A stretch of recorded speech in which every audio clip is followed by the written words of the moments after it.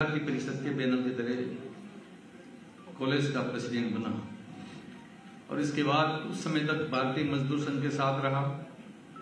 कुछ समय के बाद में मैं गांव का सरपंच बना और सरपंच एक दिन नहीं रहा और प्रधान बन गया और ये प्रधान मुझे निर्दल के रूप में बनना पड़ा। कांग्रेस पार्टी ने मुझे टिकट नहीं दिया।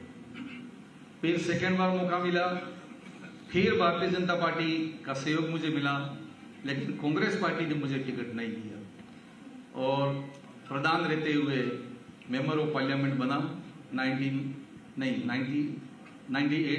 में और 1,14,570 वोट से मैं जीता और अटल बिहारी वाजपेयी जी की सरकार के अंदर में सम्मिलित हुआ। इसके बाद वापस आया, मैं 2 बार लगातार जिला प्रमुख बना और जिला प्रमुख के बाद में मैं 4 बार का विधायक रहा और वर्तमान में भी विधायक हूं। कुछ समय के बाद में शायद मैं नहीं रहूंगा। जहां तक भारतीय जनता पार्टी और मोदी साहब का सवाल है, अमित शाह साहब का सवाल है, डबल इंजन की सरकार, देखते ही देखते देश और दुनिया में हिंदुस्तान की जो ताकत बढ़ी है, हिंदुस्तान को लोग जिस नजरिए से देखने लगे कि क्या हिंदुस्तान था और क्या हिंदुस्तान आज बन गया, ये कोई काम कर सकता है तो भारतीय जनता पार्टी की नीतियां और आदरणीय मोदी साहब। मैंने भी देखा कि अगर मुझे अपने क्षेत्र का विकास करना है और हमसे लगे हुए गुजरात और मध्य प्रदेश के अंदर भी ट्राइबल रहता है, वहां का भी अगर मुझे मदद करनी है तो मैंने देख लिया कि भारतीय जनता पार्टी के अलावा कोई इस ग्रामीण अंचल के अंदर, आदिवासी अंचल में कोई काम करने वाला नहीं है। जैसे आदरणीय सीपी साहब ने भी सरकार की योजनाओं के बारे में एक लंबी चौड़ी बात यहां पर रखी है। यह तब सुन के स्तब्ध रह जाते हैं कि देश जिस प्रगति के साथ में आगे बढ़ रहा है।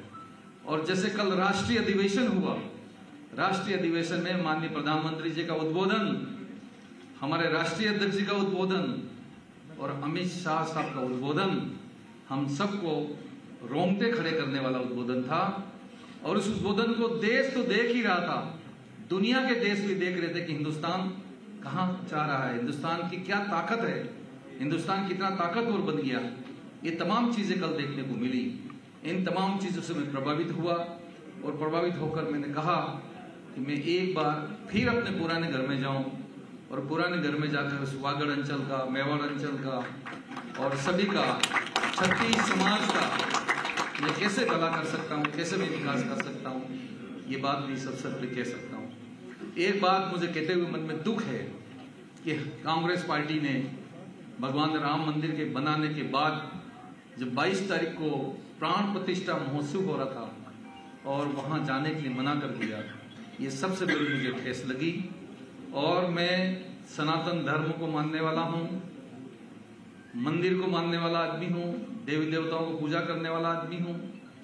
वहां पर बेणेश्वर का बहुत हमने काम किया, मानगढ़ का हमने बहुत काम किया और माननीय प्रधानमंत्री जी मानगढ़ पे आए 17 नवंबर 1913। मीडिया के साथियों से मैं अपील करता हूं कि इसकी तारीख है 17 नवंबर 1913 को प्रातः 7:30 बजे उस मानगढ़ के ऊपर गोली चली थी, अंग्रेजों ने गोली चलाई थी।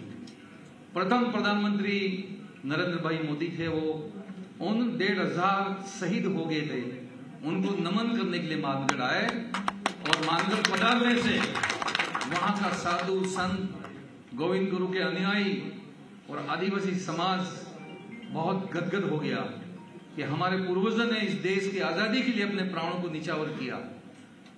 आज तक इतना बड़ा व्यक्ति वहां पे कोई नहीं आया। प्रथम बार और प्रथम प्रधानमंत्री उस मानगढ़ की धरती पे आकर हमारा सबका और इस देश का गौरव बढ़ा दिया। ये हमारे लिए बहुत खुशी है, बहुत प्रसन्नता है।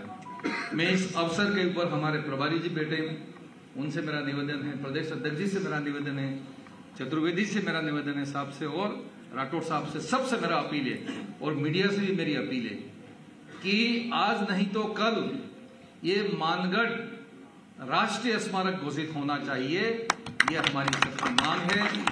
मैं आज भारतीय जनता पार्टी में पूर्ण रूप से निष्ठा के साथ सदस्यता ग्रहण कर रहा हूं और यहीं से इस बात की अपील करता हूं कि मानगढ़ बहुत जल्दी प्रधानमंत्री जी राष्ट्रीय स्मारक घोषित करें, ताकि जो शहीद हो गए इनको हम सच्ची श्रद्धांजलि दे सकें। ये बात मैं इस अवसर के ऊपर कह सकता हूं। आदरणीय तमाम हमारे नेताओं से मेरा अपील है, रतलाम से